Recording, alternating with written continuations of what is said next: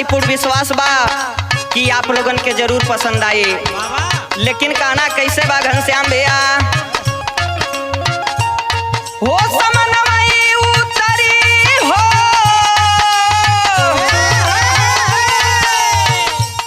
हो समनवई उतरी हो, समनवई उतरी जवन करवा भैया तोहरे समनवई उतरी।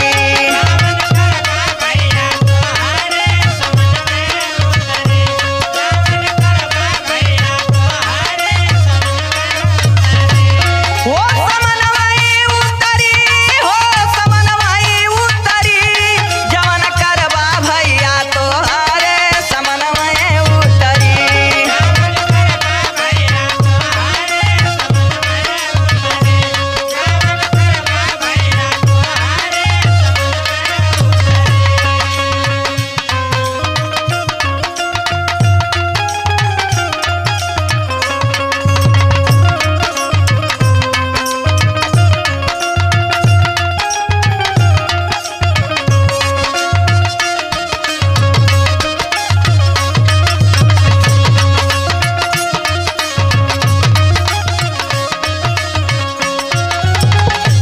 मुकेश भैया, कर्म के फल ऐसन होला सबके बारी बारी से मिलेला।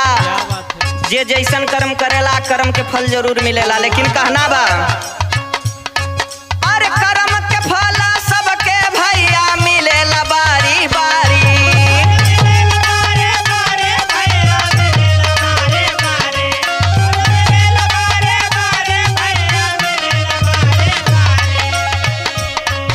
अरे चाहे होखे राजा चाहे,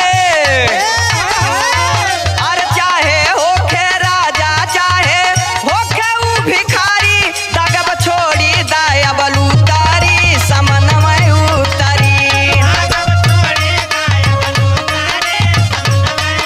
पीछे से आ जा।